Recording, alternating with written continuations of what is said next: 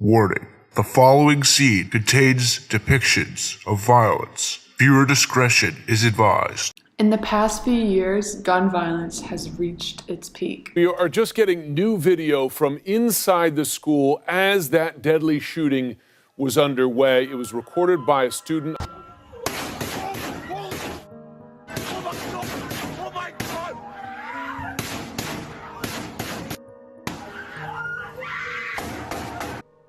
Gun violence has now moved from the streets into schools and classrooms. We got a few students' opinions on this gun violence issue. Family's a big supporter of the NRA, but I think there does need to be like laws put into place where like certain people probably shouldn't be allowed to have guns. I think it's a very complicated issue considering the tradition and it's sort of ingrained in our culture, gun rights and owning guns. So it's very complicated, but I think now that with modern technology, there's definitely a need to make some sort of changes. What those changes are, I can't say, but that's why it's a very complicated issue. So I definitely think there is need for change, but exactly what, it's hard to say. More tests, more background checks, kind of more like psychological, not just a test that you have to take. Yeah. Do you feel safe here on campus and in like Lexington communities? And if someone was to change that, like armed students or teachers and things like that, would you still feel safe? Or I think I'd feel less safe. A professor here at the University of Kentucky offered some responses as well.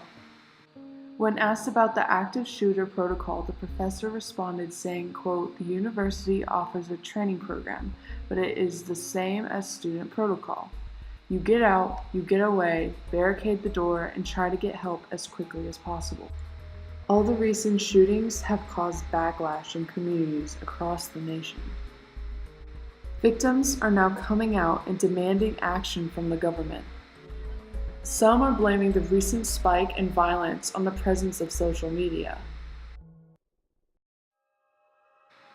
Many also believe that access to social media is causing other kids to act out as, quote, copycats. There are also those who believe gun violence is due to a misunderstanding of the weapon and an increased mentality that a gun is the way to solve their issues. In the book Guys and Guns Amok by Douglas Kellner, Kellner analyzes the effects of violent masculinity transformations from bullying that leads to a mass epidemic of school shootings. Douglas Kellner wrote about a boy named Michael Cornell in Kentucky in 1997 who killed 3 people and injured many. Beforehand, he had been a victim of bullying and ridicule from older students. He had acted out on violence, been considered an outsider, and wrote to his teachers about all the issues he was having. No one helped him. He obtained the weapons from a friend's family gun safe, safely with a key. When he walked into school, he held a blanket over the gun, telling teachers it was an art project. This is just one story similar to many others that happen more and more each year. The signs Michael showed are ones comparable to the Parkland shooter. Both showed identifiable signs of concern no one reported or listened to. We were able to interview a student from campus anonymously who has a hunting background. We asked for his opinions on some of the matters. The student said, quote, "I will say, given the background, I believe the experience with firearms varies and may be limited. Like not all people have the background and the education of firearm and their effect as I do. However, one with less first-hand experience may use these weapons as a tool of violence, not understanding the effects of taking a life." In her book, Juvenile Offenders and Guns, Diane Moreno interviews with many people who are on the streets and say they've used their guns as a tool to get what they want, and this violence has impacted them negatively. Not only has gun violence negatively impacted people on the streets, but according to a study done in 2010 in the Journal of Criminal Justice, school shootings have inflicted substantial amounts of fear in the students on college campuses. The violence from gun use has become so increasingly popular that citizens and politicians from all walks of life have taken action and are calling for reform. It's time that a president stepped up. Government action has been low on this issue, and there's constantly rumors floating around as to what's going to be done. One serious suggestion by the government has been a huge controversy. That is, teachers carrying weapons during school hours. When we asked the professor from earlier about this, she responded by saying, quote, "Personally, I would not feel comfortable carrying a firearm. The big problem is we do not have enough data to show these measures can or cannot help." An important aspect in the government decision-making in fight for gun restrictions is the influence of the NRA. The NRA was created to prepare the country for war, and now it's a superpower in politics. Surprisingly enough, NRA chiefs spoke a week after Parkland shooting, which shifted views on protecting the children. It's a bizarre fact that in this country, our jewelry stores all over this country are more important than our children.